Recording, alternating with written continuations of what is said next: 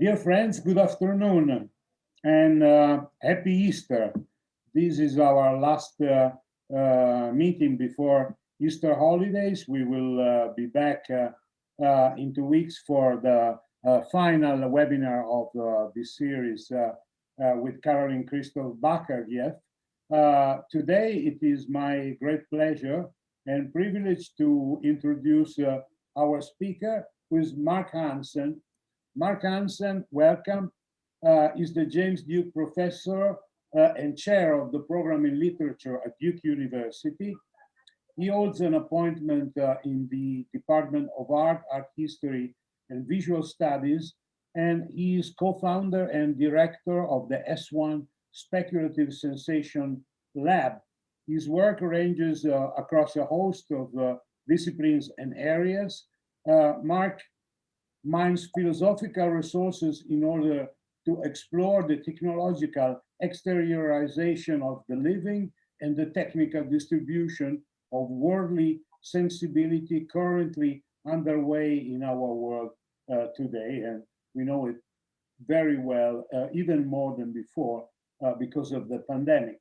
He is the author of many influential books. I will quote just a few: Embodied Technogenesis, Technology Beyond Writing, 2000, New Philosophy for New Media, 2004, Bodies in Code, 2006, and most recently, Feed Forward on the Future of 21st Century Media, which appeared in 2015.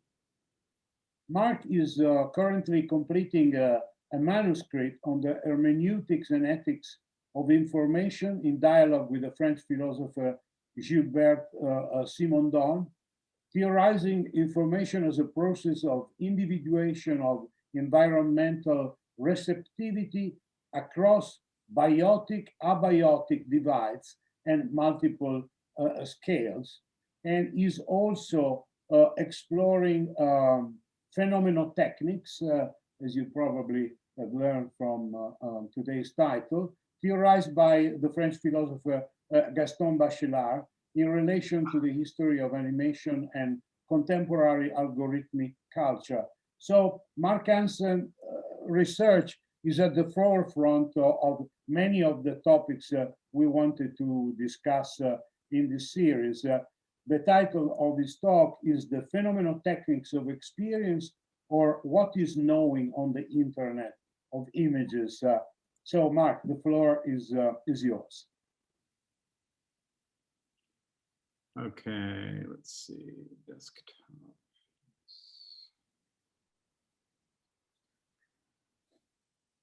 Okay, so now you see my title screen, yes? Yes, correct. Okay. I will turn off my microphone for the time. Okay.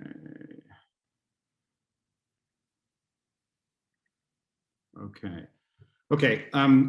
So thank you so much, Vittorio, for what turned out to be an occasion for me to put my thoughts in order, just what somebody needs when they're on leave, trying to write. I want to thank the previous speakers who I've been able to hear for giving me some outer representations to think on and channel, and that will become clear, I hope, in what I have to say, that reference.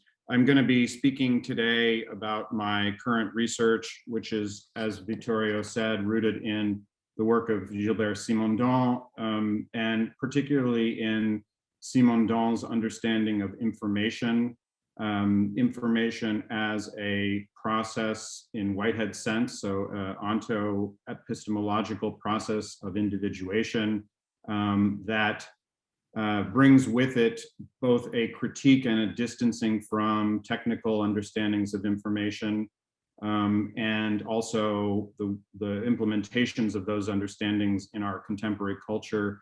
And also it brings with it an ethics. And the ethics is an ethics that I think through Francisco Varela's idea of operational versus observational standpoints. And so part of my argument is to try to align the access to information processes with the operational perspective of those processes themselves. And Simondon and his thinking on individuation, which I'll return to briefly in what I say today, is the central piece in that.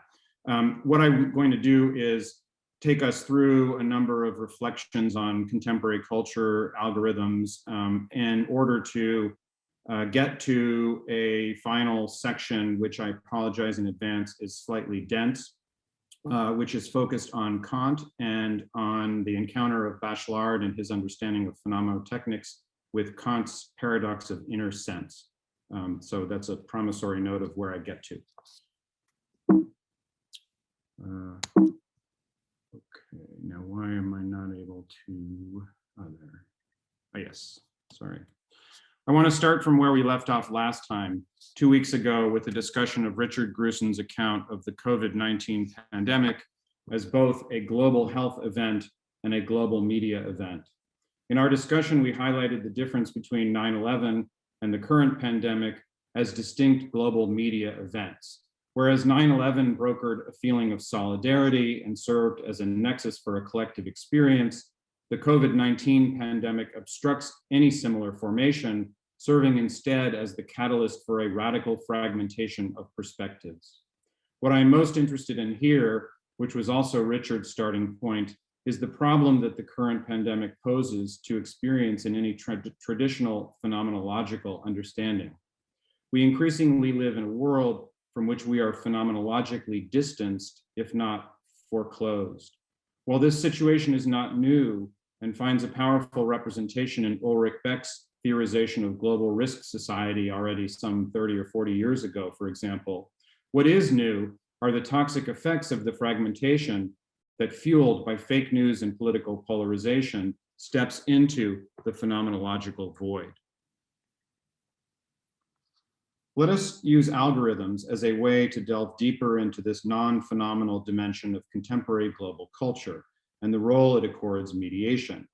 In her recent study of algorithmic culture, Louise Amour suggests the need to invent a new approach to ethics, one that is capable not only of realizing the complex imbrications of humans and machines involved in algorithmic operations, but more fundamentally of decoupling ethics from any notion of mastery, from any fantasy that one could fully account for oneself. While they certainly don't institute the problem, algorithms radically intensify and thereby exacerbate this fundamental paradox, this fundamentally apparatic structure of ethics, the impossibility of giving a full account of oneself and one's actions. How do algorithms do that? And I quote Amour, "To attend to algorithms as generating active, partial ways of organizing worlds is to substantially challenge notions of their neutral, impartial objectivity. To foreground partiality is also to acknowledge the novel forms of distributed authorship that newly entangles the I who speaks in composite collaborations of human and algorithm. If one element of my past presence on a London street for a Stop the War campaign march enters a training data set for a multinational software company's neural net, which one day in the future intervenes to detain some person in a distant city, how is some part of my action lodged within this vast and distributed authorship? What is the possibility of my ethico-political responsibility for the dark thread to a future intervention made partially on the attributes of my past data?" Amour's passage succinctly and forcefully highlights three aspects of what I would call, and have called, the technical distribution of sensibility. It underscores the sharing and negotiation of agency between and among a host of machinic and biotic processes between human and algorithm. Second, it interestingly highlights the problematic futural or superjective dimension of this complex and complexly imbricated agency, the liability or propensity for it to become activated, again in a complexly imbricated agency, in the future.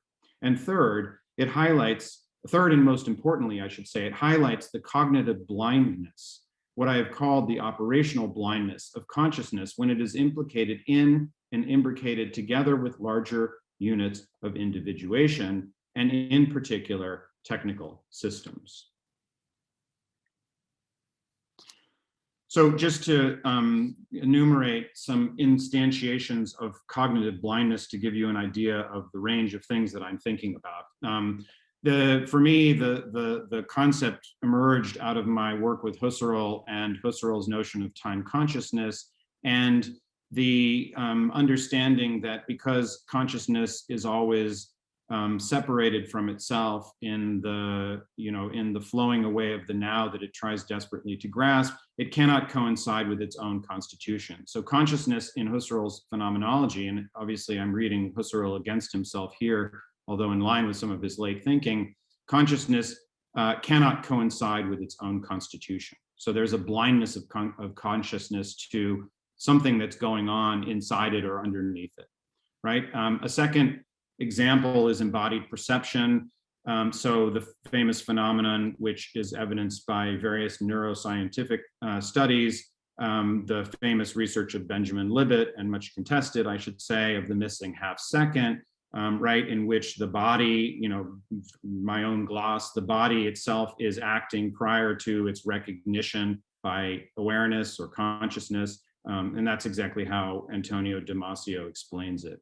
Another example is technical mediations of time. So for example, Bill Viola's Passion series, which uses high-speed film in order to capture changes, and I've written about this as some of you know, changes in affective tonality from one distinct or categorical emotion to another, and makes, so it's filmed in high speed and then broadcast in or played back in normal speed, right? So it's got 16 times or actually 380 sometimes more data than a normal film process. And it makes what is normally imperceptible perceptible, right? So what is normally imperceptible becomes something that can be brought into cognition, but the point I'm trying to make is that it's normally outside cognition. Another example more to the point today is social media, which is a repository or develops a repository of behavioral traces of data about our activities that are more elemental than consciousness and that can serve in the place of consciousness. Algorithms more generally have various kinds of cognitive blindness because what we see when we engage with an algorithm, or what we are given when we engage with an algorithm, is the result of selection processes that are often very complex, that have always already happened in the back end, right, behind the screen.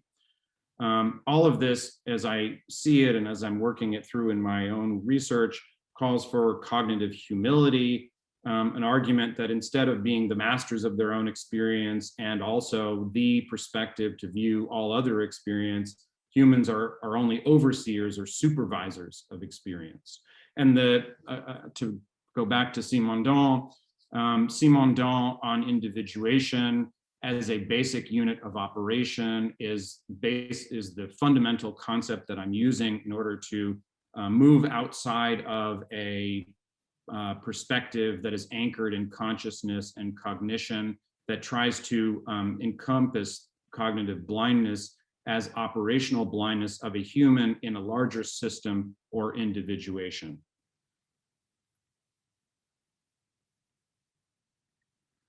And I want to just quote from the very end of the introduction to Simondon's work, which is very fortunately recently been translated and published in English. It's called Individuation in the Light of the Notions of Form and Information. In fact, it's published in 2 volumes. The first volume has the text itself, and the second volume has a series of accompanying supplementary texts, including the very important text that I'm reading on information that Simondon published. So it's a great resource for all of us who are English readers predominantly of Simondon. So Simondon says, only the individuation of thought can accompany the individuation of beings other than thought. We therefore cannot have an immediate knowledge or a mediated knowledge of individuation, but we can have a knowledge that is an operation parallel to the operation known. We can know individuation in the ordinary sense of the term. We can only individuate, be individuated, and individuate within ourselves. This apprehension is therefore, in the margin of knowledge, properly speaking, an analogy between 2 operations, an analogy that is a certain mode of communication.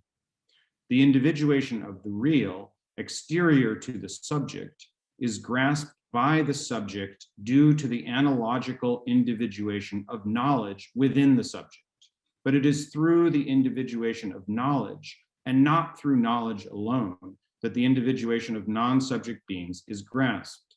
Beings can be known through the knowledge of the subject, but the individuation of beings can only be grasped through the individuation of the subject's knowledge. So in my project, and I'm not going to speak further about this today, but in my engagement with Simondon, my effort is really to take him seriously when he says individuation is a synonym of information and vice versa, right? Again, information in his large sense, and to explore information as a what I'm calling a hermeneutical supplement to human understanding that allows for a certain kind of access on the part of humans to dimensions of their experience and dimensions, importantly, of experiences or individuations in which they are implicated, but maybe not the center, right, that are outside of their direct cognition and their direct knowledge.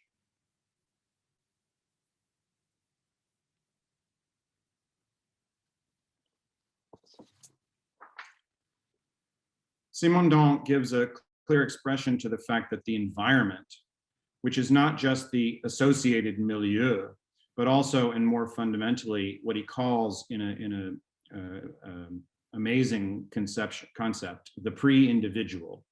The environment is not simply a catalyst for the genesis of individuation that produces a particular individual, but is an ongoing source of the ongoing individuation of the individual that is, in some important sense, outside the individual. Okay, so I want to understand Simondon's effort to theorize environmentality through his concept of the pre-individual and the metastability in which individuation processes operate, or upon which they operate and through which they operate, as a kind of an outside that is paradoxically included in or coupled to the development of an individual that develops within it, right? And so use that as the basic unit of trying to understand process as information and through information. This environmental outside is the source for the future becoming of the system it is part of. Along with the individual, it helps to individuate and to continuously de- and re-individuate. In Feed Forward, I sought to identify this environmental outside with the expanded access that digital mediation gives us to the environmental dimensions of our own agency. For example, in the contemporary movement of the quantified self, the experience of one's agency and subjectivity is modified by the access that digital measurement affords to data about one's experience that could not be accessed or generated by perception and consciousness. I suggested in Feed Forward that this data, which is generated in the real time of bodily operationality, which I have termed the operational present of sensibility, can only be used by humans if and once it is fed forward to a later moment of their consciousness, and can only be used when it is done, when that is done, to supervise or to design future experience, right? Never to intervene in experience as it's happening.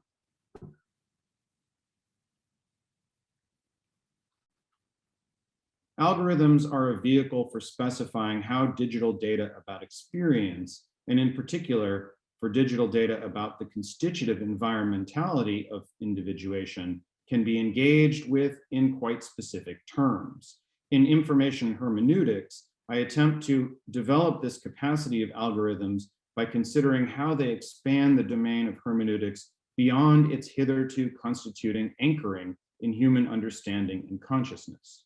While hermeneutics, as opposed to science, continues to involve the perspectivality of a human body-mind in every instance, it now involves humans in conjunction with technical operations that de-center the self-understanding traditionally at the heart of hermeneutics. And it dawned on me as I was thinking about this talk and rereading my notes here that algorithms need humans as much, if not more, than humans need algorithms. And this is a point that my colleague Kate Hales, who I think is with us today, has made in a particularly cogent and compelling way when she coordinates computers as, in some ways, the most intelligent, although I'm going to have something to say about that below, operators in our world today, with humans as the beings capable of designing through intelligence, right? So the point is really not to pit these against one another, but to use the differential capacities of algorithms on one side and humans on the other as they operate together in systems in which they're entangled in very complex ways. Louise Amour also engages with the specificity that algorithms bring to the task of accessing and mobilizing the environment of human-machine operations. Importantly, Amour foregrounds the problem, which will be a problem that I'm engaged with for the rest of this talk, of the human in the loop. And I read again from her introduction to cloud ethics, and she says, where there has been public concern and moral panic around machine learning, what is most commonly thought to be at stake is the degree of autonomy afforded to machines versus humans as a locus of decision. I propose that the principal problem resides not with machines breaching the limit, but in sustaining a limit point of the autonomous human subject, the oft-cited human in the loop, who is the locus of decision, agency, control, and ethics. Such an autonomous human disavows the we implicated in the entangled learning of humans with algorithms. Okay, so what I take Amour to be saying here is that the problem of algorithmic systems, or of what I'm going to call algorithmic phenomenotechnical systems, is the problem of the human not being able to give up agency or autonomy, right? Of the human being able to be in the loop where it doesn't have mastery, right? So it's a kind of technical implementation, a technical instance of the same problem that I'm dealing with in my work on Whitehead and consciousness. So the positive side here is what I'm really interested in, right? Because there's a critical dimension to my engagement of algorithms, but I'm only doing it really because I'm interested in thinking about what it can do in a positive way, is that if humans can manage to accept the algorithmic contract, or what I'm going to call the algorithmic contract, algorithms can play the role I assign digital data in feed forward. They can be sources for the discovery and access to the new, and or to what cannot be directly encountered by perceptual consciousness. This will, however, require some modifications of how we understand human subjectivity and the process of constructing and discovering reality, which is my proper subject matter today, and to which I shall turn shortly. The most extreme case of this problem, humans ceding control to machines or needing to cede control to machines, can be found in contemporary military scenarios for future info war and the demand they make on humans to trust the machine. If the operations of info war occur at speeds well in advance of the ratios of human sensibility, humans simply cannot participate in them, not simply because we cannot follow their process in real time, that is, as they occur, which is clearly the case, but because we really cannot participate in them. We cannot participate in them in any way beyond simply accepting, that is, agreeing to be bound to and binding ourselves to their operations. And I just mentioned this book by Jeremy Packer and Josh Reeves, recently out, called Killer Apps, which I put here alongside another invocation of the term killer apps, right? So those apps we need in order to be participating in a culture that increasingly leaves our own perception behind. My thinking about environmentality initially developed in relation to Alfred North Whitehead's process philosophy, and in particular in relation to Whitehead's reformed subjectivity principle and his radical critique and supplementation of the Western philosophical account of perception. Whitehead's aim in Process and Reality, as he explains in this quote I have here from page 15 of his book, is to re-anchor consciousness, the highest achievement of cosmological process, in the broader context that produces it and from which it arises. By making consciousness responsible to the process that creates it, to worldly sensibility, Whitehead aims to bring consciousness into line with the heterogeneous becoming of the world, or as he puts it, to perform the self-correction by consciousness of its own initial excess of subjectivity. And I'm going to now briefly take you through the argument I developed in Feed Forward in order to give the context for the problem or the self-critique of myself that is the kind of precipitating cause of these reflections of mine today. So as I argue in Feed Forward, Whitehead, one of the very interesting things, one among many of the very interesting things that Whitehead does in his effort to rethink consciousness in the larger context of its emergence is to differentiate between two forms of perception, only one of which he feels is represented in the history of philosophy. So what he calls perception in the mode of presentational immediacy, which is essentially what every philosopher before and with some now exceptions like perhaps Merleau-Ponty since him have called sense perception, right? So the idea that perception is that moment of sensation when consciousness engages an image of the world. And Whitehead argues that this is a very impoverished mode of sensation, of sense perception, that needs to be embedded within a larger, although much more amorphous and more difficult to access mode of perception, namely perception in the mode of causal efficacy. And by that, Whitehead means, in principle, everything that stands behind that current moment of sense perception or that culminating moment of sense perception that informs its emergence, right? And so in order to give an example of this, he talks about the withness of the body, the idea that the body itself has, and this speaks obviously to the missing half second we discussed a little bit earlier, the body itself has a role in the sense perception that results, but that isn't presentified in that perception. And Whitehead says in certain kinds of experiences, like for example, when we realize that our eyes are tired, that we're seeing with eyes that are tired, our sensation turns back on itself and we get a grasp of or some kind of glimpse of the bodily dimension of perception that's underlying the culmination in sense perception. Okay, so Whitehead, yeah, he speaks about symbolic reference, which is the convergence of these two modes in normal experience, and I will go on. And he, in Adventures of Ideas, renames his understanding of perception non-perceptual sensibility. And in my book, I criticize him for renaming perception in the mode of causal efficacy as non-sensuous perception. I'm sorry, he names it non-sensuous perception. I criticize him for doing that because I feel that it betrays his own aim to re-anchor consciousness in its larger worldly context.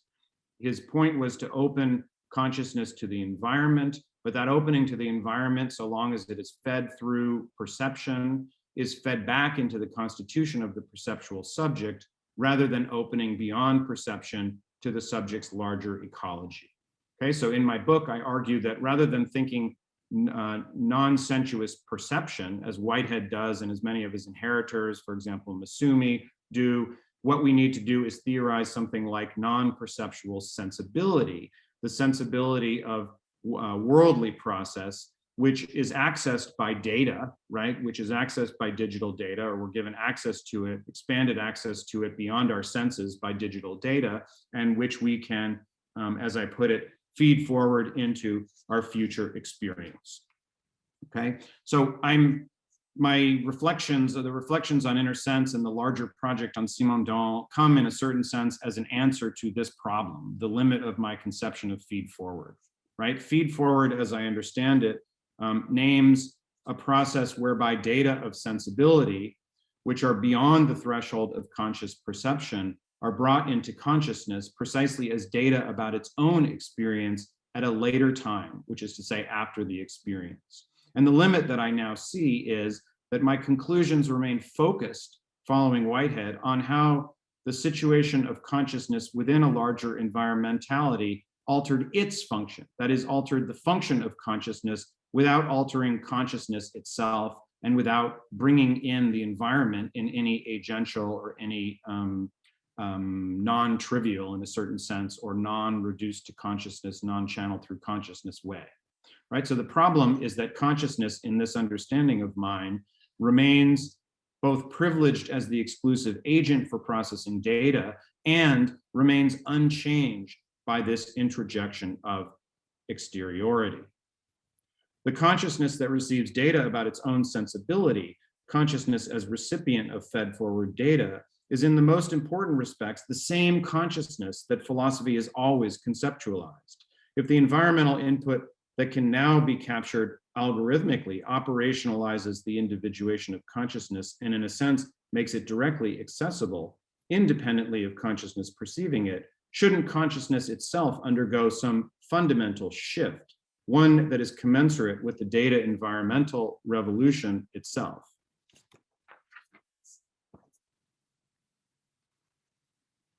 So I'm asking myself, thinking about this problem, what would be needed to theorize subjectivity in a way that can respond to the algorithmic demands so clearly enunciated by Louise Amour?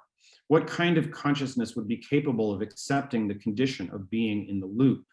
Can consciousness ever truly think or experience its non-autonomy, what in Feed Forward I referred to as its implication in process? This question, or this set of questions as I see it, is the crucial set of issues that the theoretical humanities face today. Can we really get outside of consciousness, of human subjectivity, of self-reference, in a way that doesn't simply jettison the human altogether, following the lead of the various speculative realisms and new materialisms of late? One key component of my argument involves a critical interrogation of how the autonomy of consciousness, that is, the false autonomy of consciousness, has itself become complicit with the ideology of techno-solutionism and artificial intelligence. In my book, I argue for and develop a conception of technology as support for the living. Following philosophical critics of cybernetics, including Raymond Rouillère, Georges Canguilhem, and Simondon, as well as Alan Turing himself, the first principle of this conception is that machines don't think. Machines can be smart and machines can have intelligence, but they can't be intelligent in the same way as humans are intelligent. Systems theorist Elena Esposito captures this perfectly in her work on social media. Computers borrow their contingency, the condition for them to communicate, from the contingency of human life. Expanded to the protocols of machine learning more generally, we could say that computers learn by consuming data of human sociality. In the end, Esposito refers to this not as artificial intelligence, but as artificial communication. For me, this claim that machines don't think is a crucial clarifying and grounding principle. In particular, it helps us to see how our culture is invested in the fantasy of machinic simulation. One crucial piece of evidence here is the long-standing investment of our culture in dystopian imaginings of machinic autonomy, both in literature and in film, and now increasingly in video games. At the heart of this imaginary, there is a disavowal. I know very well that machines can't think, but even so. There is something about this logic that also informs the fragmentation of worlds in today's infosphere and the internet bubbles that Ophelia and Francesco have both discussed in their talks. What is it that allows and that compels people to choose their own fantasy worlds over shared, critically delimited spaces of democratic dissensus and consensus? I shall return to this crucial question, the question of fake news, but more fundamentally, the question of the possibility of objectivity below. In December 2017, the first deepfake image circulated on the internet. As one would expect, it superimposes the face of a well-known celebrity, Gal Gadot, on the body of an anonymous porn actress. Since then, deepfakes, mostly of this sort, have proliferated on the internet. Deepfakes are now created using GAN, that is generative adversarial network technology, a branch of deep machine learning. GANs involve a battle between a discriminator and a generator, and have even now managed to produce compelling images of totally synthetic, that is not real, people. In another paper, I've argued that GAN-generated deepfakes exemplify the simulational drive informing our algorithmic culture. Without being able to develop it fully here, my argument is that GANs ruthlessly process extant images of bodily movement in order to exhaust the environmental possibility of the logic of human embodiment, to transform this logic into something that can be activated by a purely visual stimuli. The final result is a certain appropriative extraction of human embodiment itself, or of the logic of human embodiment itself, the seamless replacement of the embodied logic of the living with a perfect simulation of that logic. In his webinar about a month ago, Manos mentioned one component of this extraction, the synchronization of flesh tones of moving facial images with heartbeats of perceivers. Even if today's deepfakes are not yet perfect, and are not yet perfect simulations in this sense, they nonetheless pose the specter of such a situation in which fakeness and simulation will have become absolutely inscrutable to human perception. Faced with perfect simulations of embodied images, which in this sense are or would be akin to movement images that elicit mirror neurons, or at least I think they would be, there is no perceptually salient difference between reality and simulation.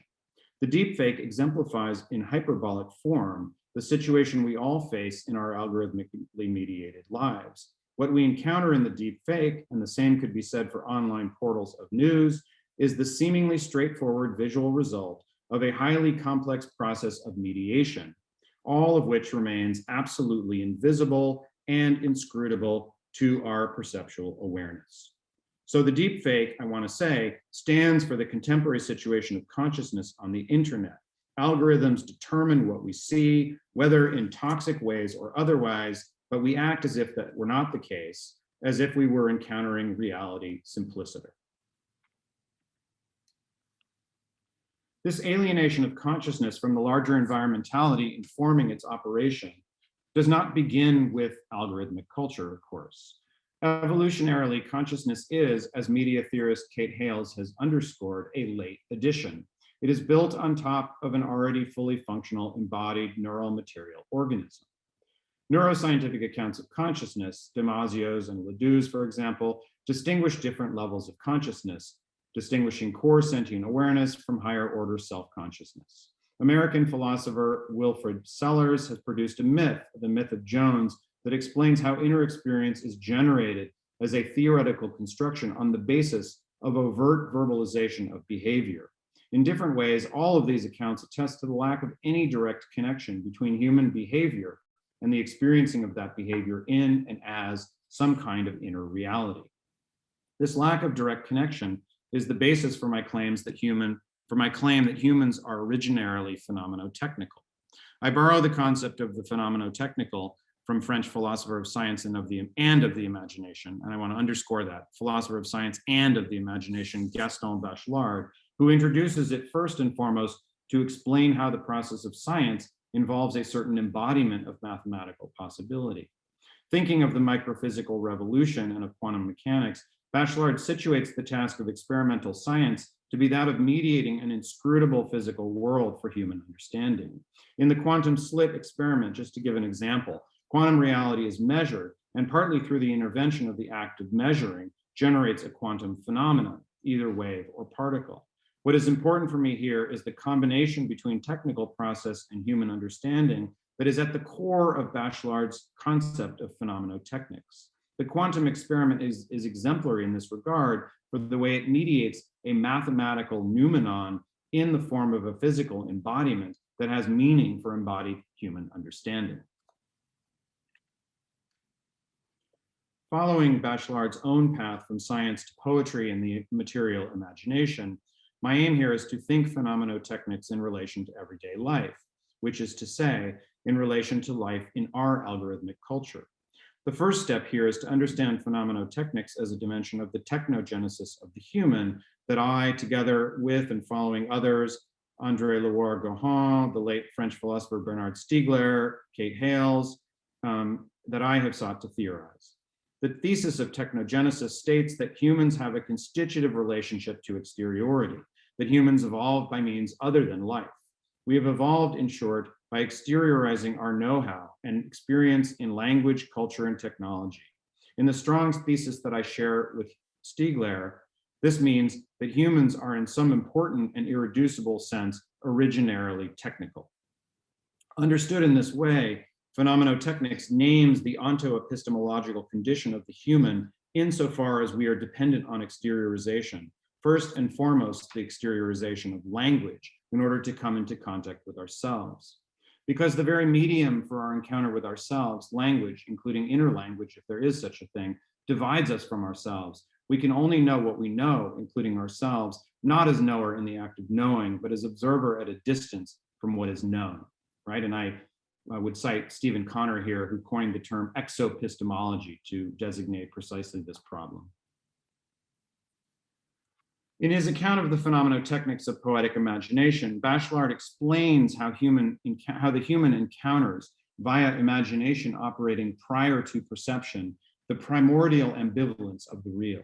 In a reference repeated numerous times across his various studies of the elemental or material imagination, Bachelard speaks strikingly of a Heisenberg principle of the imagination.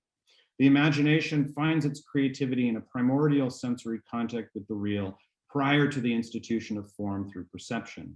It is for this reason that Bachelard refers to the imagination as the power not to form, but to deform images.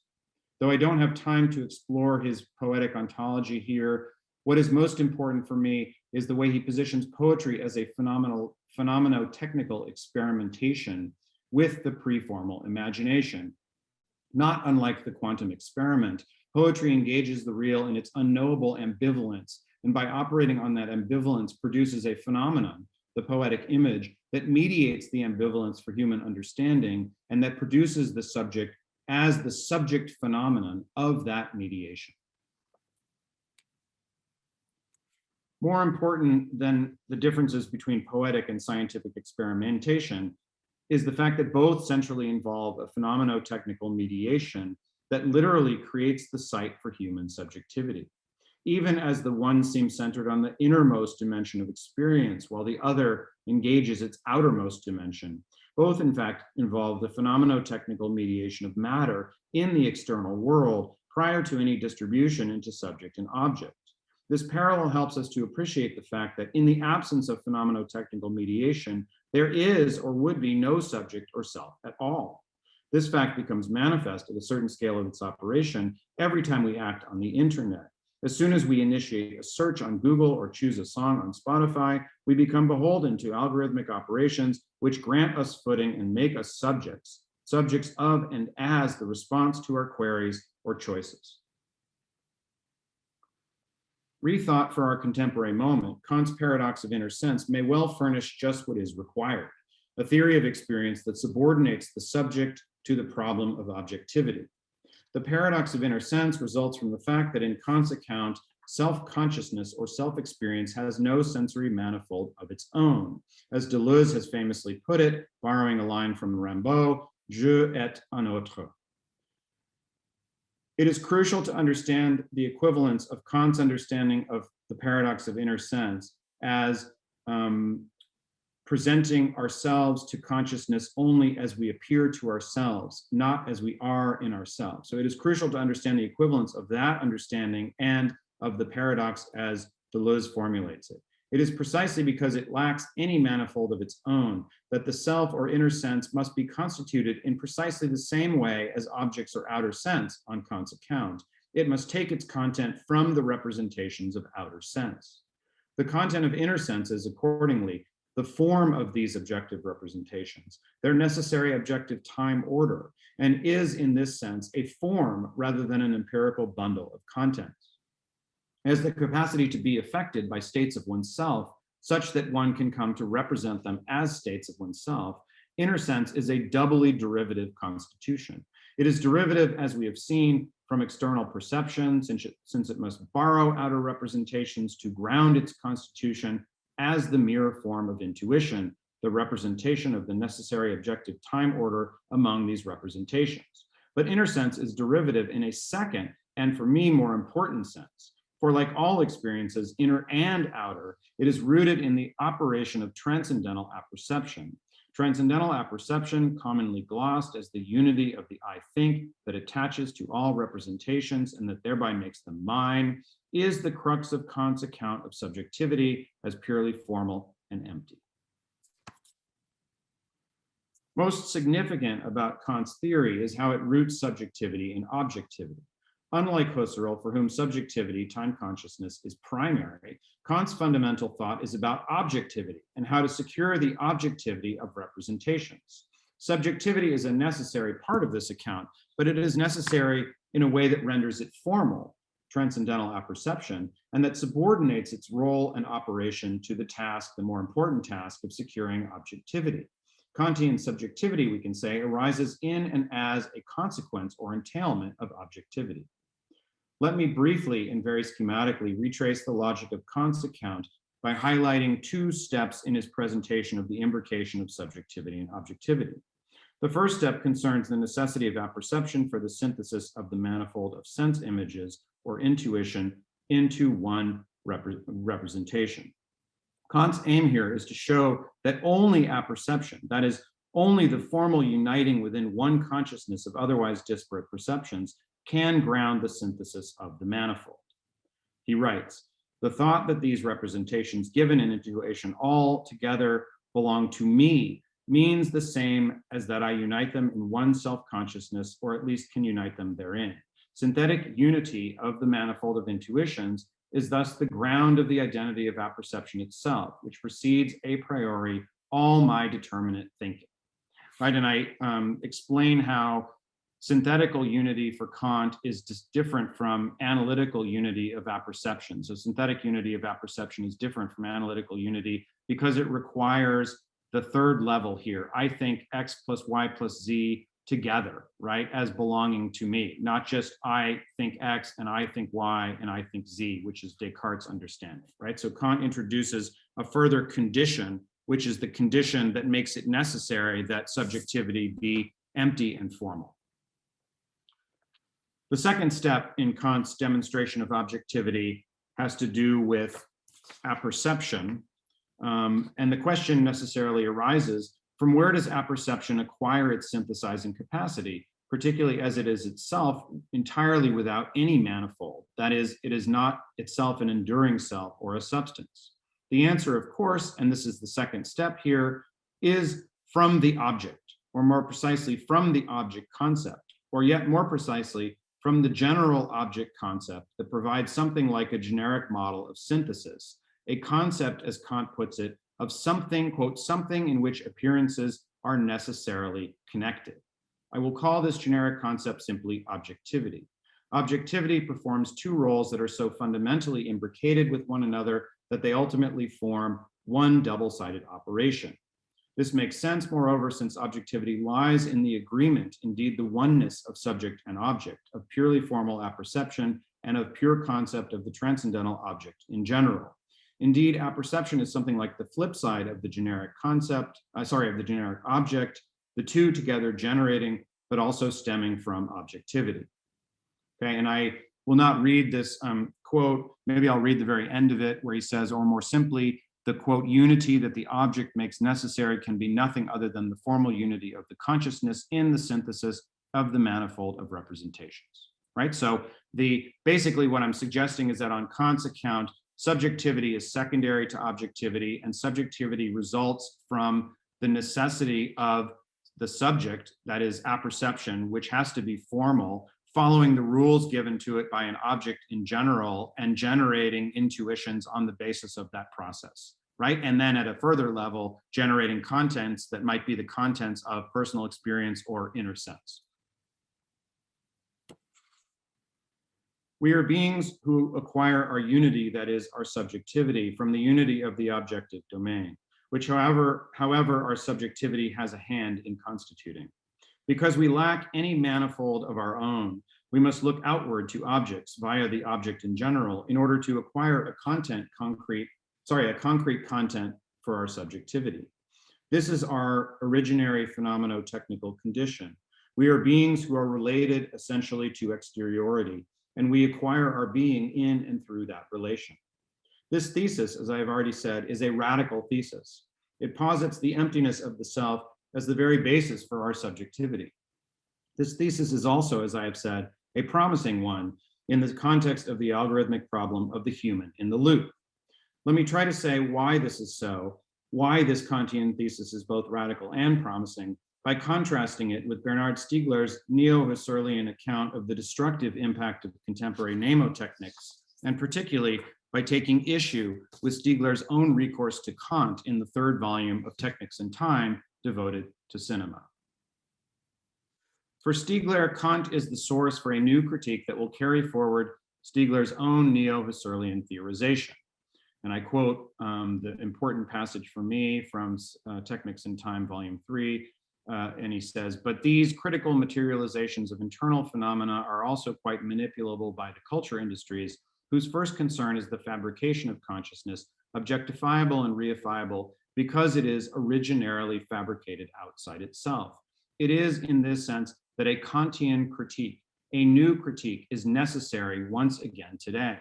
In other words, if Kant could and could only write that all phenomena are interior, that they are determinations of my identical self, and that there must be a complete unity of them in one and the same apperception, it nonetheless remains that the self is not simply in itself, but originarily outside itself. The self is surrounded by itself, by its objects and prostheses, a milieu that is therefore not only itself, but its other." From my perspective, Stiegler's characterization of Kant could not be more mistaken. Far from stating that all phenomena are interior, in writing that all phenomena, quote, "are determinations of my identical self," Kant, as I have shown, and as we have seen, shows how they are in fact conditioned by the general object concept, as it were, instructing apperception, itself devoid of any content and hence any interiority, about how to implement the synthesis of the manifold. Indeed, I would say with Kant that the self is originarily outside itself in a much, much more radical sense than Stiegler is capable of recognizing. When he claims that Kantian apperception states that all phenomena are interior, Stiegler effectively conflates Kant's account of apperception with his own neo-Husserlian account of the contamination of time consciousness by tertiary memory. I don't have time to take you through the steps of Stiegler's account, and we'll try to summarize. The crux of his account is his assertion that the three syntheses central to the A version of Kant's deduction. Okay, so there are two versions of the deduction, the A version and the revised version, and both Deleuze and Heidegger, as people know probably, argued the A version, the earlier version, is much more radical, and I would definitely agree. So the crux of Stiegler's account is his assertion that the three syntheses, the synthesis of apprehension in the intuition, the synthesis of reproduction in the imagination, and the synthesis of recognition in the understanding, are homologous with, if not indeed identical to, the three forms of retention he theorizes, following and supplementing Husserl.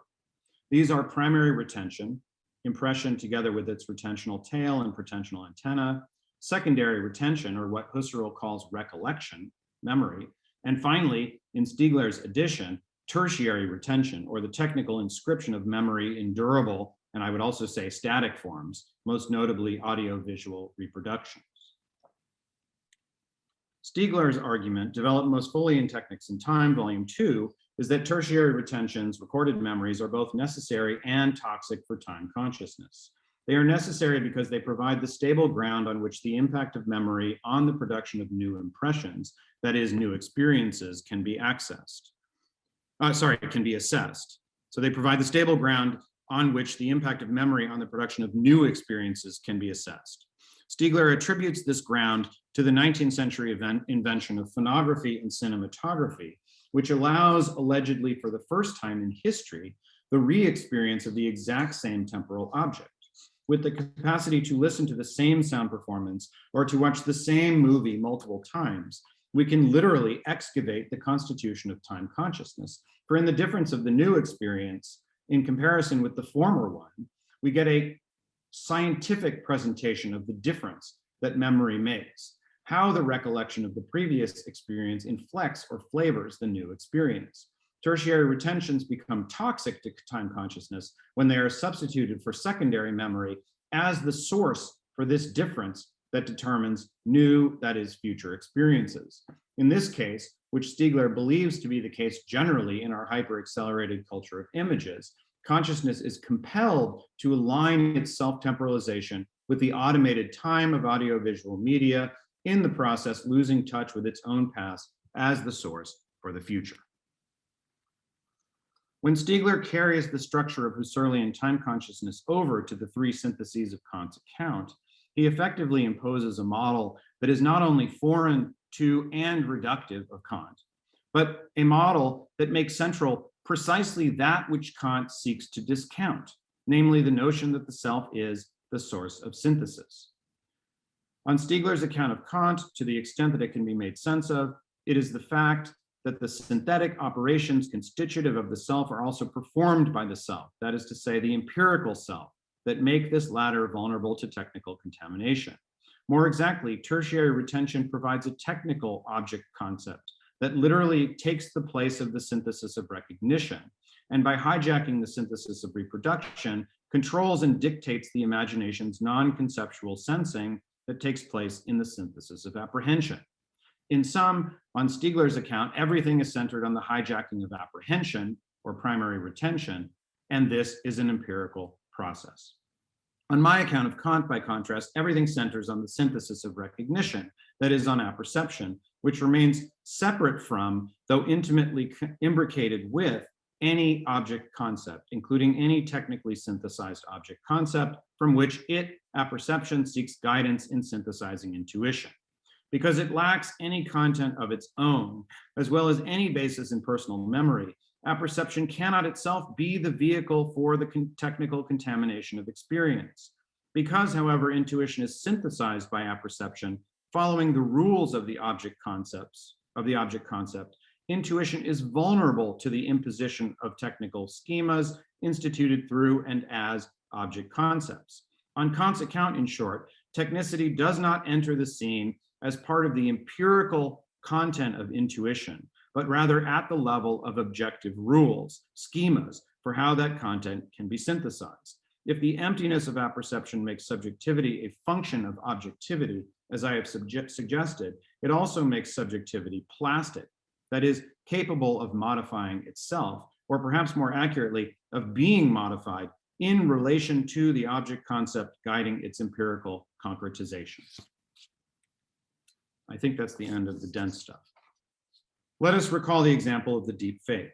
Is this not a situation in which intuition is hijacked, not at the level of its own differential repetition of past experience, as on Stiegler's account, but indeed at the level of empty apperception itself?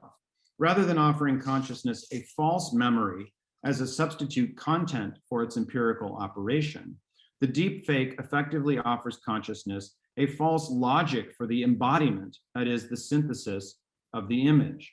The deepfake hijacks perception not through contaminating its content, but by ruthlessly and extractively appropriating its form. If so, it is the very emptiness of the self, of apperception, that makes consciousness vulnerable. Consciousness is vulnerable to technical contamination, that is, not because it borrows content from recorded memories, but more fundamentally because of its constitutive dependence on exteriority, which is to say, because it is originarily phenomenotechnical. The problem of fake news helps illustrate the difference I'm seeking to theorize here. Despite appearances, fake news is not simply an empirical problem, the problem of false memories, as I put it above. Rather, fake news is a problem of objectivity. It is in the Kantian sense I have developed here, as almost any example will serve to illustrate. And we have earlier, a couple weeks ago, talked about QAnon. Fake news does not garner belief because of its self-evidence as this or that piece of information, but indeed, despite such self-evidence, despite its lack of initial credibility. What explains this capacity to garner belief, I suggest, is the larger object concept of reality that informs apperception as it schematizes intuition, in this case, the particular piece of fake news at issue. We are vulnerable to fake news, and one need merely take an online fake news discrimination test to grasp as much, because of the formal emptiness that lies at the very core of our experience of subjectivity. We are vulnerable, that is, because we need objective representations as contents to substitute for our internal emptiness. By weaving falsehood into objective representation through incremental accumulation, the sowers of fake news, and there's no better example than Trump himself, systematically, if chaotically, contaminate and pervert the environment of objectivity in a move that is the precise inverse of Stiegler's. Here, technical contamination operates on the objective and collective, or rather pseudo-collective basis that informs the operation of apperception. It operates not inside the empirical and personal process of intuition, but rather on the very generic objective schema guiding intuition. What is at stake is a perversion of what analytic philosophers would call the holism of thinking, the space of reasons, as Sellers puts it, that forms the background and the basis, the very environmentality that allow perception and thought to occur. So let me conclude by returning to the problem with which I began, the problem of the human in the algorithmic loop. With Kant's account of subjectivity as apperception as a function of objectivity, I think I have found a resource to move beyond the impasse I faced in Feed Forward and that I sought to present above, namely the impasse of consciousness as the agent of the feed forward loop. Kant's model conceives of the self not as an agent, but as a product, specifically the product of a processing of data from the environment, of a reordering and re-entry of outer representations. In this respect, the self is de jure open to the environment and engages it prior to any principle of imposition or selection consciousness might impose. The thesis I want to leave you with is this: in their coupling with humans, and as one dimension of their function, algorithms operate a constant renegotiation of the informational environment, they operate a constant renegotiation, algorithms operate a constant renegotiation of the informational environment, which from their perspective includes the human in the loop. What is at stake in this continuous renegotiation is at least potentially a making sensible of the radically unlived present of operationality that evades the direct intuitive grasp of consciousness. Rather than being made available in the form of data fed forward to a future consciousness that remains intact, as I argued in Feed Forward, the algorithmic phenomenotechnics of experience makes this unlived and unlivable present of operationality available as an object concept to guide the schematization performed by empty perceptual consciousness, that is, apperception. Although this does not allow consciousness to take the resulting intuitive synthesis as its own empirical content, as something it lived personally, algorithmic phenomenotechnics presents the results of its own operation, which again includes the human in the loop, as phenomena for humans, as outer representations that apperception can take as contents guiding its own self-experience, and which can in some sense be intuited sensorially. Just as perceptual consciousness for Kant brought together two disparate domains, the interiority of sensibility and the radical exteriority of objectivity, the phenomena contents of algorithmic phenomenotechnics bring something radically alien, the algorithmic processing of environmental data which include human elements into a form, the phenomenon that can be sensed by humans. Put another way, I am suggesting, and this is a fairly provisional suggestion, I am suggesting that an algorithmic phenomenotechnics of experience might mobilize the synthesizing power of apperception, of the I think, which makes representations mine, in order to open the plasticity of apperceptual subjectivity to inhuman contents. Following such a process, and despite the fact that we will never feel that we have actually personally lived these representations, we may be able to treat them as part of ourselves in a way that might help us accommodate ourselves to the current algorithmic phase of our phenomenotechnical evolution by helping us to accept, and indeed perhaps to live in some way, our increasingly actual condition of being the human in the loop. Thank you.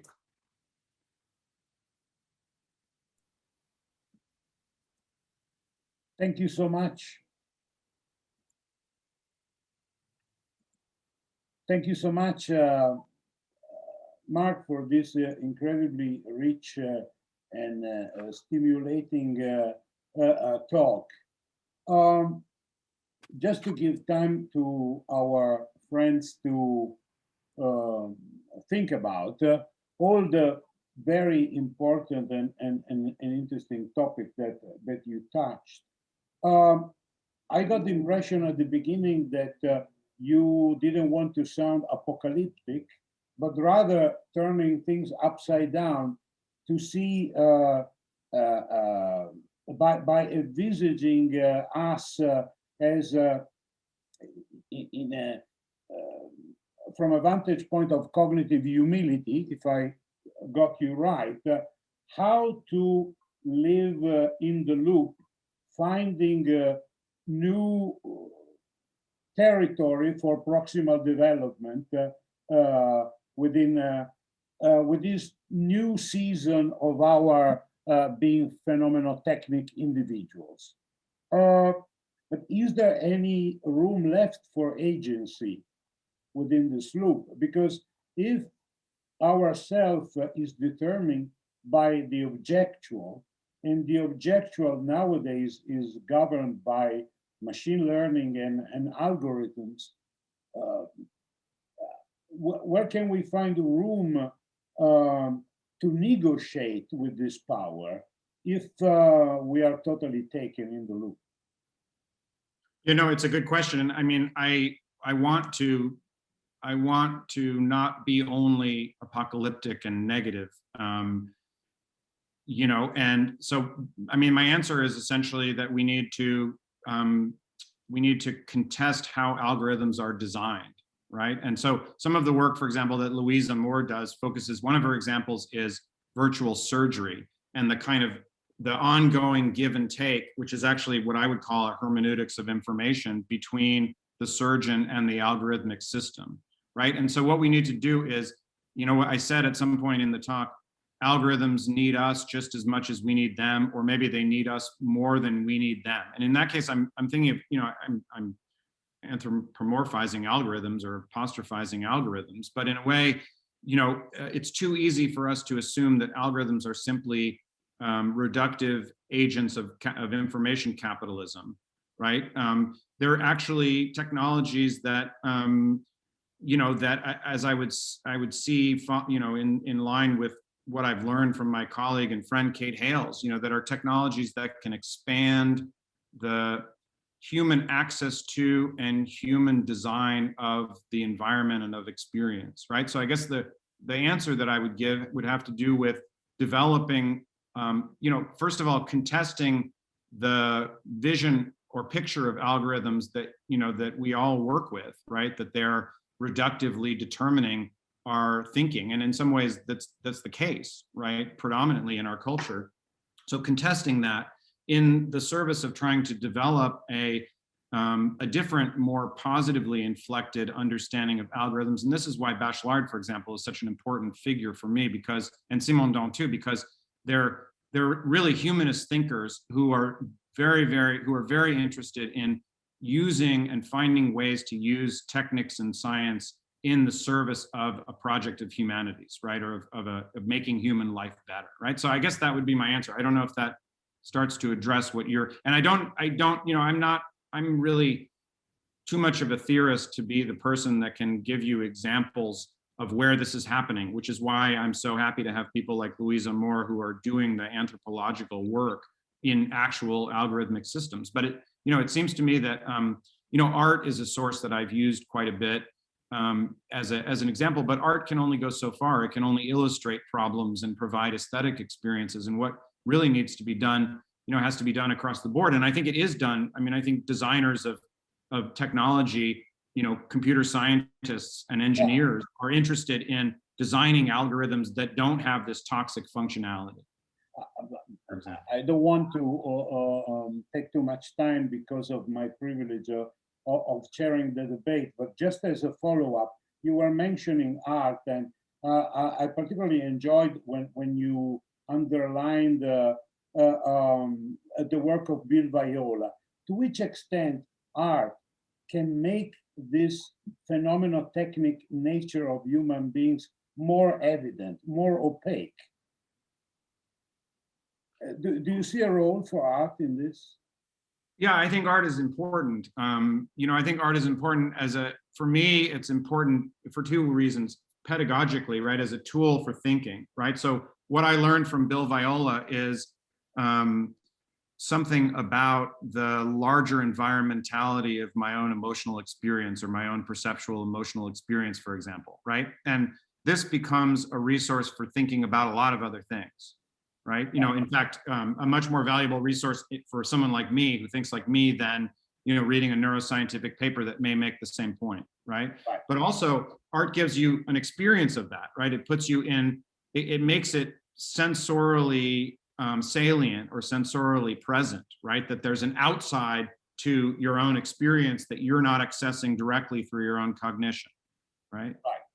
And that's important. Okay, I read in the chat, great lecture, thank you very much, from Christiane Voss. Francis Anderson, frightening and very interesting, thank you. Brian Norton, thanks for the wonderful talk. Then we have a question from Guido Seddone. So please, Guido, come forward.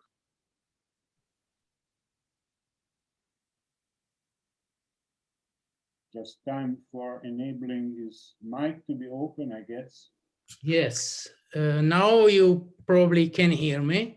Yes, and also, we can see you. Also see me. Okay. Yes. Yeah. Thank you very much for the groundbreaking talk. It was really very interesting. But I also try to be less apocalyptic and to see something positive aspects in this in the condition of being in the loop, which is almost a precondition. Practically, being the loop is given just before the experience. It reminds me a bit the Heidegger's notion of Miteinander-Sein, of being with another, that is a condition that we have in a pre-categorial way. So we are already a social being just even before experiencing it. Okay, so we are in the loop even before nowadays. Be conscious of being in the loop. And okay, this point is very interesting and is very important. At the same time, I don't think that it is the first time in our history that we face deception, fake news, and many problems related to truth. For example, in the Middle Age, we had superstition, and we had after that the great season of the modern era, the Renaissance, the Enlightenment, and the emancipation from religious superstition through reason and through certainty, through science, probably. So I would suggest to consider the necessity to have a new sapere aude, so a new courage to use our reason, if we want to cite Kant. So the necessity to reconsider the way how we educate ourselves and the future generation of being in the loop. So I don't think is only a question of the constitution of consciousness through the loop. Is probably a constitution of our persons as individuals, as cultural beings that are able to scrutinize the information, that are able to autonomously scrutinize the information, even when we are in the loop. Probably the problem in comparison to other times is the fact that the technology, the modern technology of the internet is much more powerful than previous forms of control of certainty and control of knowledge that we had in the past. But at the same time, I pretty confident that there is the opportunity to build a new human being able to interact with the manifold of information and the plurality of the information that comes over from the internet. What do you think about this point? Is it possible to avoid deception, avoid fake news just by focusing on the education, on a new sapere aude, a new having the courage to use our own reason? Yes. Yeah. And thank you very much for the historical reflection, because I agree with you very much that this is not a totally novel situation, right? I also agree with you that the power that computation brings to it, to the problem of fake news, for example, does have the effect of making a difference, right? Making a qualitative difference, right? And we can think about ways in which, the very speed in which fake news circulates in the internet, right, and gets passed on becomes a factor. So the time criticality, as someone like Wolfgang Ernst, right, German media theorist, would put it, it becomes crucial in the actual efficacy of fake news and the problem of dealing with it, right? And this is why there's a huge discussion about whether fake news can be detected by machines, right? And whether we're going to need machines in order to, act as our avatars in some sense, or act together with us in larger algorithmic systems of fake news detection in order to be able to operate at those speeds, right? So I think that's an interesting idea. And in fact, some of the research even turns to studies of animal perception in order to try to talk about very incremental, and I don't know this very well, this body of research, but I've seen some mentions of it, very incremental kinds of perceptual cues that might be available to animals other than humans, right? That would show that news is fake. So that dimension of your question, I agree with what you're saying. Now, the question about education and a new form of knowledge, I think, is very, very much what I'm interested in doing, right? Phenomenotechnical pedagogy, so to speak. Something like that, yeah, something like that. And for me, although I have yet to really develop this, it comes, one way that comes is in the wake of Wilfrid Sellers's work, right? So what Sellers, who is an American philosopher who famously debunked the myth of the given, right? Because he argued that there is no direct access to sensing. Sensing is always already conceptually laden, right? And that's what makes a huge difference between humans and other animals, for example, right? What Sellers really shows us is that thoughts themselves are theoretical constructs, right? So our understanding of ourselves, our understanding of the world, all of this is taking place in the domain of what people have called theory, right? And this is a very interesting idea, and it's an idea I find very provocative. And it's also an idea that makes me think that, that it might be possible for humans to actually, so if it's the case that, in the myth of Jones, which he tells in his famous paper, Empiricism and the Philosophy of Science from 1956, right? In the myth of Jones, this mythical figure Jones, at some point in the history of mankind, educated a bunch of Rylean behaviorists, right? So behaviorists who thought in the wake of Gilbert Ryle, that everything was given to us through overt behavior. He educated them that the episodes that they could recognize when they vocalized something about their own behavior, right, was also a way of thinking about their inner experience, right? And that we have no access to our inner experience other than that kind of exteriorization, right, through language, right, through concepts, through thoughts as theoretical posits, right? And if that's the case, it means that that Kant is really right, that the self really is empty, right? But not empty in the way that a neuroscientist like Thomas Metzinger wants to say, right? Or that a radical contemporary philosopher like Ray Brassier wants to say, right? Or like the Churchlands want to say, right? That there's nothing there, right? Because consciousness stems from the encounter of a human embodied system with the exteriority of the world. for me. Yeah, the self is empty, but following Kant is also autonomous in the elaboration of the given. Right. So because we have a great space of freedom in the deduction of the categories and in the organization of the manifold of the experience. This is the point. So and Kant is not the person. Kant remains limited because Kant says that if an object concept is something that humans cannot intuit directly, then it means nothing to them, right? And so the whole problem of the thing in itself, the noumenal, and so on, is something that limits Kant's ability to speak to this problem further than presenting us with a model that we can use, right? So I certainly don't want to.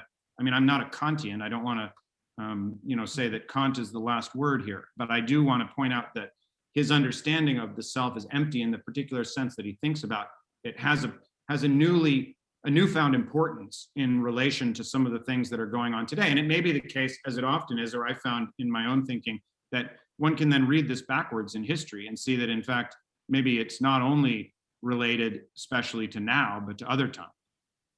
Okay, thank you. There are many questions. The first come from, sorry to interrupt your dialogue, but we should give room also to others. Brian Norton has a question to ask. So please come forward. Yeah, hi, Mark. Hey, Brian. Yeah, so I have two questions, and I'll try and keep it quick. So I'm very curious about this language of sort of keeping the human in the loop. And I'm wondering if, this is also a very interesting reading of Kant that, at least sort of when I think about both Stiegler's reading of Kant, but also his reading of Simondon, it almost, it seems like what sort of, at least in my reading of Simondon, a big flaw with Stiegler is that he equates mechanology and organology. And it almost seems like you're like is this distinction helpful for you looking back at Simondon after Stiegler still? Because it almost seems like there's the sort of organological Kant that can't help us now, but we actually need to make this shift. And I'm wondering if, sort of if that plays a role then. And also, I guess on a very broad level, I'm also curious about the Bill Viola, and also if sort of thinking about the scalability of temporal experience is also helpful, because of course, that comes with the Schrödinger that, is so central to Stiegler. And I'm wondering if that, there's, I guess for you, thinking about not just a limit point in terms of, delineating a human, like a sort of a human substance, but if there are also sort of critical points, I guess, of temporal experience, like if that kind of a language is helpful from Stiegler or not. Okay. So with regard to Simondon, yeah, I mean, essentially one of the main arguments that I'm making in my reading of Simondon is that Simondon is not a thinker of technics as lack, right? The way Stiegler is, right? And in this, I'm following Muriel Combe, who made this point very clearly in her book from 99 or whenever, a while ago, right? So that it's not a. I mean, in a way, I think that the understanding of technics as fulfilling or supplementing an originary lack in the human is related to the toxicity of culture that, in my opinion, Stiegler could never think beyond, right? Ultimately, right? So I'm interested in a way, like you're saying, in shifting the terrain of the discussion from organology to mechanology, or from an organology that's supplemented by a mechanology, but not in the way of supplementing a lack. So is that speaking to what you're asking? Yeah, I think so. I've always been confused as to why the two terms are just equated by Stiegler. So yeah, I mean, one answer, which may not be doing justice to Stiegler's thought here, is that Stiegler is somebody who, like many powerful thinkers, you know, is able to, I don't know, to put it to sort of swallow up other thinkers, right? To make their thinking, to bring their thinking, to smash their thinking together with his thinking in a certain sense, right? With regard to the stuff about neg entropy, you know, again, what I'm interested in doing, and it's part of my book also, it's part of this understanding of information hermeneutics, which has to do with noise, right? And the relation of noise and information, and really not trying to make a static relation between noise and information, but to argue that they're always shifting, right? And so it's what I'm interested in doing is following recent discussions. So for example, Cecile Malaspina, who's one of the translators of the Mode of Existence book of Simondon's, has written a book on information where she explores the concept of Claude Shannon's information entropy, right? And information entropy is a very different concept. It's also explored in very interesting ways by Giuseppe Longo. Information entropy is a very different concept than neg entropy, right? In a certain way, yeah, it has the same kind of structure as the way that I was trying to polarize Kant as a thinker of the environmental outside, right? The emptiness of the subject, and Stiegler's Husserl, or Stiegler's Husserlian Stiegler as a thinker of the self, right? Neg entropy is always bringing noise into, you know, channeling it into a limited focus, right? Rather than using it to open up to the outside. So I do have, and I don't have them ready at hand in my brain right now, and I'm sorry for that, but I have done some thinking about this particular issue in Stiegler. And it also concerns Stiegler's engagement with Canguilhem, right? With this Canguilhem's notion of technical life, right? And again, a similar kind of effort to divorce in a way. I mean, you know, in a lot of cases, the strategy of the reading is that I'm trying to separate the person that Stiegler's reading from Stiegler's reading, right? And show that there's something, or I find something, you know, left out or more radical in that person that doesn't have justice done to it in Stiegler's reading. I don't know if I'm answering your questions, Brian, but. Yeah, thanks so much. Thank you. Now I'm reading, there are other questions in the chat. One from Yves Citon, I hope to not misspell your name. Thanks, Mark, for this great talk. You mentioned Simondon pre-individual as a suggestive way to rethink the environment. Can you articulate the importance of the pre-individual with your capacity both to produce, to understand, and to resist deep fakes? Yeah, thank you, Yves, for that question and for coming as well. Yeah, okay, so, you know, my understanding of the pre-individual has been inflected by Isabel Stenger's critique. I guess it's a critique of Simondon, or a question anyways, let's say the question of whether the pre-individual is a static thing that's like, you know, like the absolute past or something like that in Stiegler, or whether it's something that that evolves in relation to an individuation, right? And you know, she's squarely for the latter, and I am as well, right? So I think that the pre-individual, I understand the pre-individual as in some ways a synonym for the idea of the environmentality of experience. And the way that I see that working in algorithms, and I've written a paper that I can send you if you like on animation, which argues that okay, so it's a paper about the difference between animation and cinema that focuses in Deleuze's sort of dismissal of animation, and the idea that, you know, in animation we have the confrontation of the space of drawing, right, which is a kind of open space of generativity or environmentality, and the imposition of the any instant whatever, right? So the 24 frames a second that is necessary for the condition of cinema to produce the illusion it produces, or the reality it produces.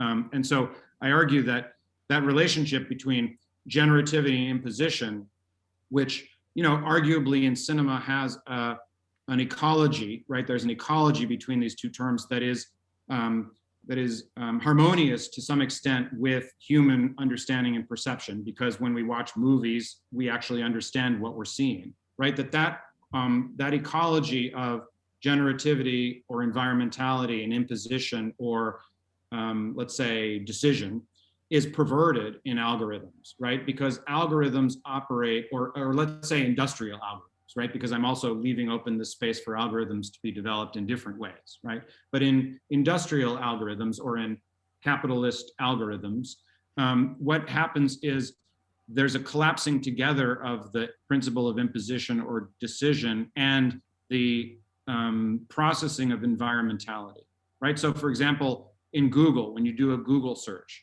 right, it's the principle of relevance that decides, what of the environment will be actualized or what will be gotten. And I think this is much more clearly problematic and scary in case of the deepfake, right? Where in my reading of the deepfake, what happens is a kind of ruthless extractive processing of all the available images of movement that are relevant to a particular problem, right? Putting together a face and a body in a moving image, say, right? The ruthless extraction of all the environmentality of that data, right? In order to solve this problem, which is a very focused, instrumental problem, right? So, Simondon in this sense can be a great resource because of the way that he theorizes the pre-individual. So the environmentality is something that is always in excess of any kind of instrumentalization, right, of it, right? So, I guess that would be my, again, a kind of philosophical answer to your question, but it's one that could be, made into a design practice, right? Or into the basis or the principles for a design practice. Or even just one word, for me, when you talked about subjectivity, objectivity, and you went through Kant, I see Simondon pre-individual as sort of already giving an answer to that. Already in your talk, not in chronology, that if we think environment as pre-individual, this very difference between objectivity and subjectivity is reshaped and reconfigured in a way that helps us very much understanding all these things. Yes, no, I agree with that. Thank you very much. Thank you, Mark. Yeah, thanks, Eve. Then we have 3 more questions from Catherine Hales, Christiane Voss, and Mauro Carbone. Catherine Hales writes, "Thanks, Mark, for a very illuminating lecture. I wonder what kind of interactions are possible for those who, like you, think through the philosophical traditions and those who are more immediately concerned with technical design." Yeah, thanks, Kate, for the question, and thanks for coming and listening. Yeah, so it picks up in a way on what I was just discussing with Eve here, right? So in some ways, it seems to me that I'm myself very ignorant of a lot of activity that is actually going on in the in the way that engineers and computer scientists are designing algorithms and designing technical systems, that may very well engage in, cross paths with some of the commitments that I'm attempting to illustrate theoretically. So, as I said, in relation to Eve's, or in answer to Eve's questions, it seems to me that there is I'm interested in ending in this case, and also in my exploration of animation and algorithms, in a kind of politics, right? And the politics has to do with education, to go back to Guido's point as well, right? Education of us that takes place in the medium of theory, as I was explaining, using Sellers, right? And so it seems to me that there is a great overlap between that move in my work, which I understand as a move to try to get practical, right? To try to actually bring down this stuff to questions of how should we design these things, right? How can we design algorithmic systems that would actually, maximize the important role that humans have, as you yourself in your own work, in relation to the environment, for example, or in relation to complex systems like traffic light regulation systems or whatever, that mobilize the important role of the human in the process, right? And I'm sure that there are designers who are doing this, even though they don't know they're doing this, right? And so, I guess it's an open question for all of us. What we need is to bring those people and us, or maybe some of you are those people, together, so that we can talk to each other and find the place where what we're doing, and I would say this is really the place of the practical, right? But practical from a different standpoint in both cases, comes together. Sorry, I forgot Katja Schwerzman, who has a question or remark, please. Oh, yes. Yes. Hi, Mark. Hi, Kat. I hope you did shopping. Thank you so much for your talk. I start the video. Yeah, it was extremely interesting, and I agree with your analysis. And I was wondering, you just stressed the dimension of the human in your last response, and Vittorio Gallese also spoke about the dimension of agency. And I am wondering what role plays people who are working on defetishizing the fabrication of algorithms, for instance, from a Marxist perspective, like someone like Matteo Pasquinelli or Kate Crawford, and who are trying to show all the moments of human decisions with their arbitrariness that take place in the fabrication of the algorithm. And this makes me think that the human is already everywhere in this process, not as an autonomous agent, absolutely free. I think no one can pretend that, but at least with always at least a partial moment of decision making. Exactly. And point. Yeah, and how would you bring that dimension of fabrication in your analysis? Because you situate yourself, being in the loop is when you are already taken by the product, working with the product. But the questions that go into the fabrication of algorithm are sometimes so basic. It's a question of resources, of optimization, it's technological, but it's also very much economical and often also ideological. And so how can we, I agree that when we are taken into the algorithm, it doesn't make any difference what decisions have been made, because our empty subjectivity is getting filled by what we see. But still, don't we have to always stress the human that is masked by these processes, not as free agent, but as human still? Yeah. Thank you. Thanks, Katya, for the question. Yes, and that's very helpful for you to point that out, because what I'm interested in is what you're pointing to is a way in which making, and what Pasquinelli's work, for example, does, is seek ways of making that human inclusion. And I think you're exactly right to stress that it's a kind of contingent, pragmatic human inclusion that's messy in some ways. It doesn't have a logic, right? To find ways of making us aware that that's the case, right? Of making that be something that we can be aware of when we're engaging with algorithms, right? And so I would see it as a way, I mean, it immediately makes me think of my own notion of feed forward, right? So yeah. Finding ways because one thing that's interesting to me about algorithmic systems, in contrast to videos that we consume on the internet or movies or whatever, is that they're constantly readjusting, they're constantly evolving, they're constantly changing, and they're constantly changing in relation to the humans and other entities with which their ecology, that is included in their ecology, right? So the idea would be to find ways of reporting how the human is actually involved in that ongoing reiteration of the algorithm, that would then, in some ways, it wouldn't allow the human to engage in any real-time way in the operation of the algorithm, because that's, I'm saying that can't happen because of different temporalities of computation and human understanding. But it could do two things, right?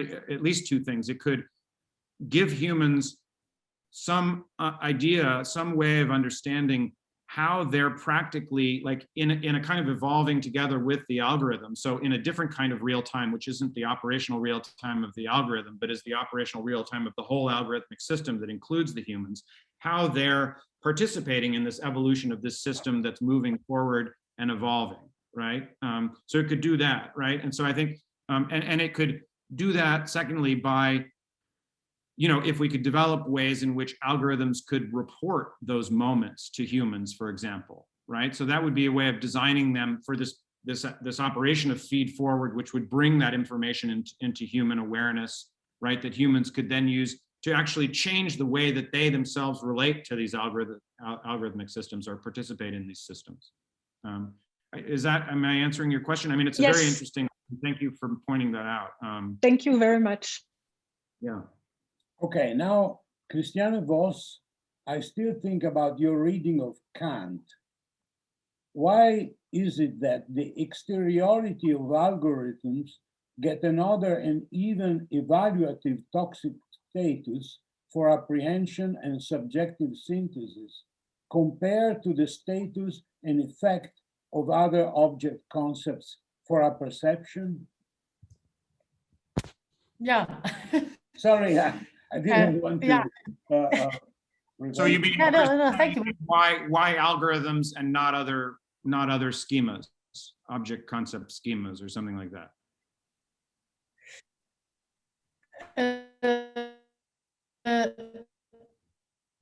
Yeah, I mean, yeah, it's hard to get to the point. My impression was that the way you reconstructed synthesis in Kant with Kant was that as if Kant would offer a kind of transcendental induction. So as far as you told us that object constants are influencing our synthesis, and well, my impression is that it's not so easy with Kant just to say that concepts do inform our synthesis quite straightforwardly. Because, for example, the work of imagination is left out in your picture of Kant's transcendental deduction. So my question, first of all, so first one question would be, what's about the imagination? It has to play a role in Kant's construction of the whole synthesis.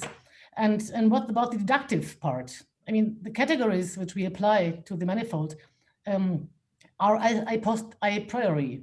So this kind of autonomous quality of synthesis is kind of left open if you straightforwardly tell us that the object contents, and especially in the case of algorithm, inform our synthesis. So I just wonder how you read Kant in this respect, and why you think that this. We can't hear you, sorry. Synthesis way with Kant. Okay, I didn't hear the very last part, but I think I know what you're asking me. Okay, so yes, the number of questions that you've asked. Here's what I think. I'm interested in, I'm taking Wilfrid Sellars as a very serious reader of Kant, right? Because he is a serious reader of Kant. I mean, his book Science and Metaphysics is a reading of Kant, and what he shows is a kind of general way in which, or at least for my purposes, is a kind of general way in which the conceptual,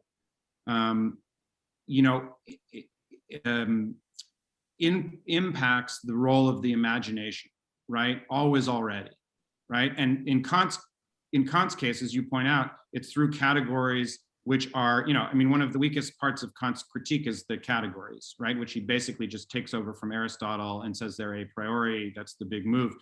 For me, obviously, the categories would become much more fluid, right?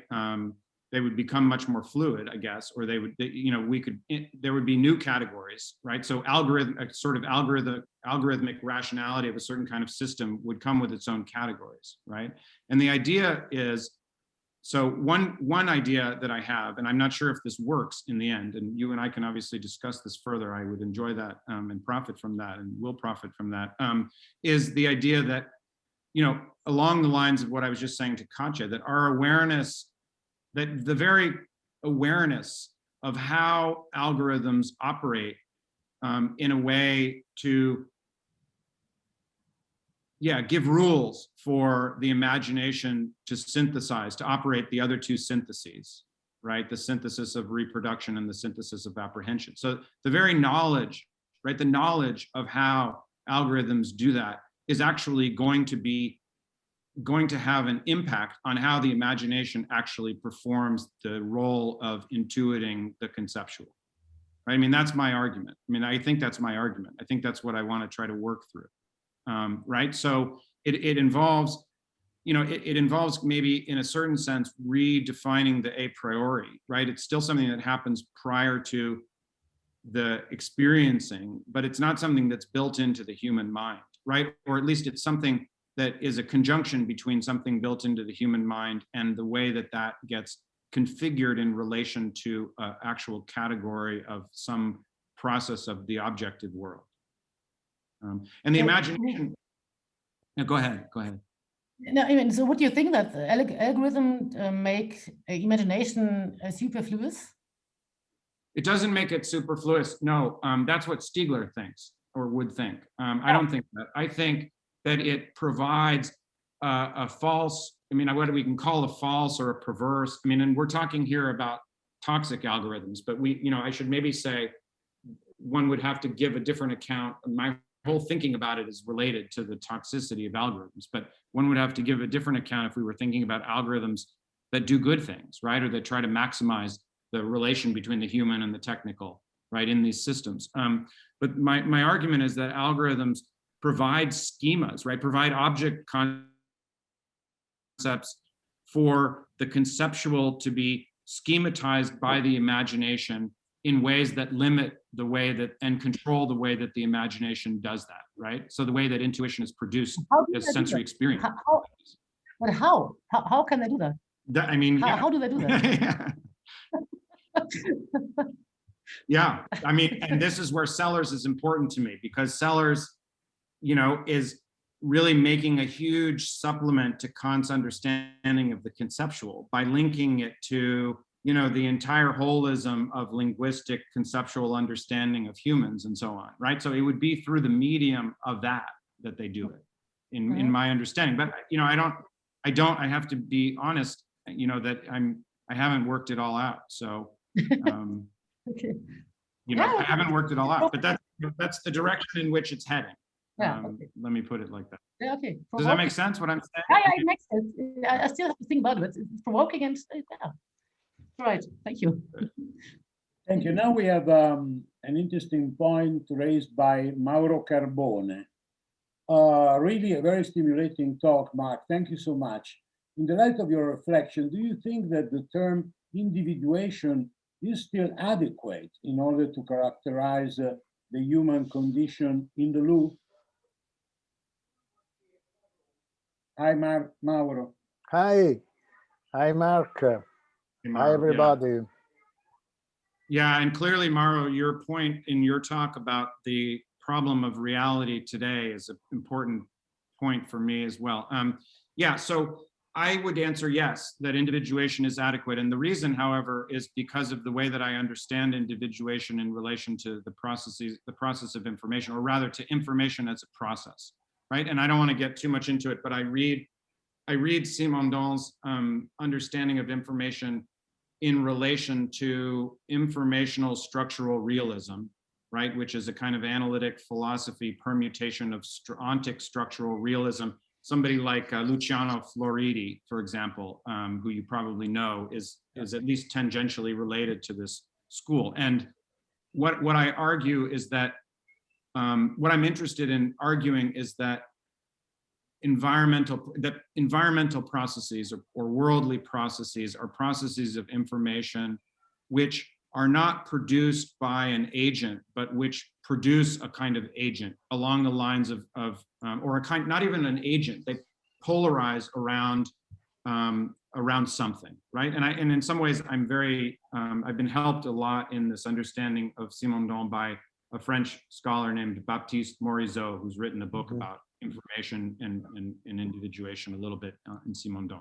And so the argument is really that individuation is a much larger process, or opens onto a much larger process than the ways, or many of the ways in which people have understood Simondon, which still remain very focused on the individual at the heart of individuation. I don't know if that's starting to address your question, but. Yes, and thank you very much. I was thinking that your own description, but you're right, also. Uh-oh. We don't hear you anymore, unfortunately. Frozen. Yeah. No, we can't hear you.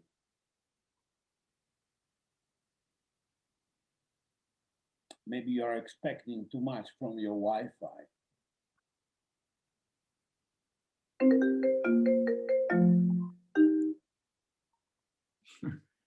Multitasking. He's calling you. Yes.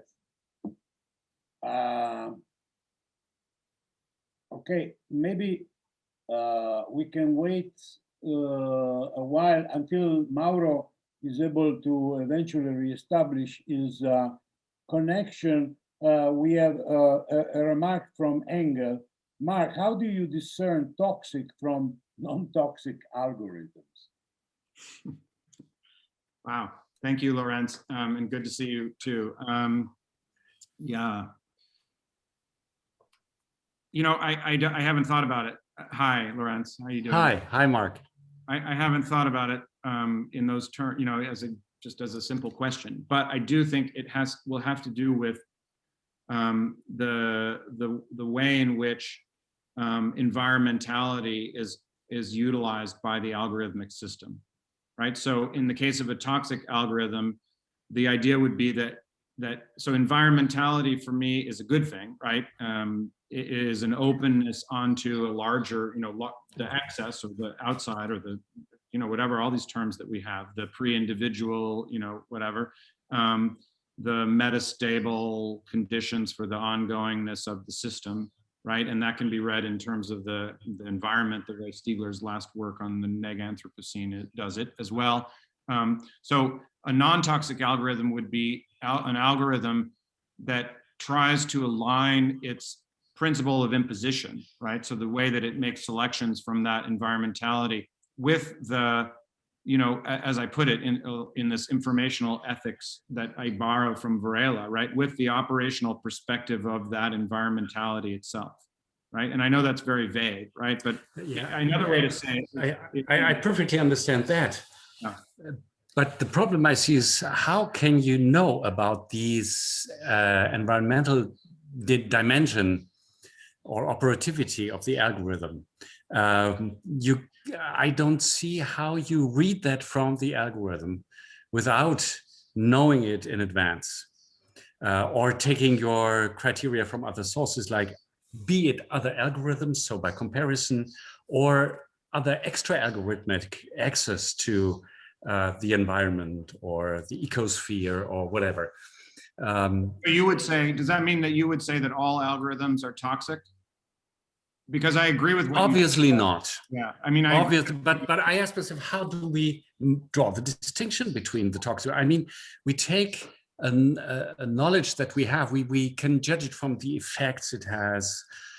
We can point the finger to Trumpisms and other very obvious examples, but from only reading the algorithm, we simply cannot know if it's toxic or not. Right, and you know, I mean, I agree with that. I think that that's part of what I think the problem is. Yes. Right? That when so for example, in the case of the deepfake, you know, when we encounter the deepfake, we don't know, and we have no way of knowing. I mean, this is the point, right? We have no way of knowing if it actually, you know, if the deepfake is actually so perfect that we can't tell in any way that it's a fake image. We have no way of knowing what's gone on behind the scene, and that's exactly the problem. Right. Yeah. Okay. And in fact, it hijacks the imagination, you know, to go back to Christiana's point, right? Yeah. It hijacks the imagination, short circuits the imagination. So the imagination gets instantly stimulated by something other than its own, the process of that perception that would lead to it, and so on and so forth, right? But the question you're asking is a really interesting one, which is what resources give us the ability to know that there is an outside to that algorithm. And I mean, I think it goes back to some of the questions that people have been asking about a pedagogy of algorithms or something like this. Yeah, or a critique if this term is still applicable. Or and if I may add something, what do you think about the possibility of switching from critique to what I would call parody, in a very Deleuzian sense of the word? That means when the toxic and the non-toxic is no longer easily to be discerned from each other, then it opens the space for all kinds of deformations, parodies, humoresque versions, and so on. So, which is not so easy to qualify. Yes. How could you integrate these functions? And I think the toxicality of algorithms can be detected by, I tend to say, by means of art, by means of playing with them, by means of transforming them, of making them do things that they have not been designed for, etc., playing with them. And that would be more or less the work of art, as you had the example of Bill Viola, who plays in an artful way, in a very serious way, with the images and the image technology that he uses, and brings to the fore very interesting results, which are neither real nor not real, or hyper-real. And that could be, to my impression only, that could be a way to make toxic algorithms discern themselves from non-toxic ones by making them produce something they don't want to produce. Mm-hmm. Yeah, that's very fascinating. I like, that's a much better answer, or a much better way of explaining the role of art than what I said, which is to give us some. No, this was no critique. This was just going into the direction that you indicated. I like that idea, and I like that idea particularly because it directly engages this, this point this point that sort of undergirds my whole approach to algorithms, which is that they are systems in which humans are as important or more important than the algorithms themselves, right? So this would be a way in which, it would be a way in which, not dissimilarly to the way in which, it might be a way of locating moments of fabrication in the algorithms, the way that Katja was talking about, right? So the aesthetic and the play, making them do things they weren't designed to do, which is a strategy of many artists and also of many artistic-minded researchers on algorithms, like Pasquinelli, for example. Making them do things they weren't intended to do will show the limits, right? But also the capacities of those algorithms in a way that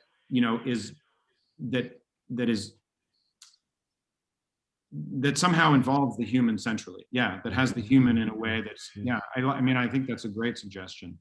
Okay, Mark, thank you very much. We'll continue. Sorry, I think we could go on for another hour, but we are forced to close at 7, and unfortunately we have a last question that we have no time to address. Just following what you were discussing a minute ago, we will have a chance to discuss the role of art and aesthetics within this loop with our next talk in 2 weeks, given by Caroline Christoph Bakardiev, and the title is already suggestive: Digital PTSD with a question mark, Screens, Masks, Art, and Museum. Let me thank you once more, Mark. I think you gave a great talk, very exciting, and a lot of stimuli to be carefully thought of in the coming days. thank you so much. I wish you great Easter holidays, and we will see one another in 2 weeks. Bye-bye. Thank you, everyone. Bye. Bye. Thanks again. Bye. Thanks, Vittorio.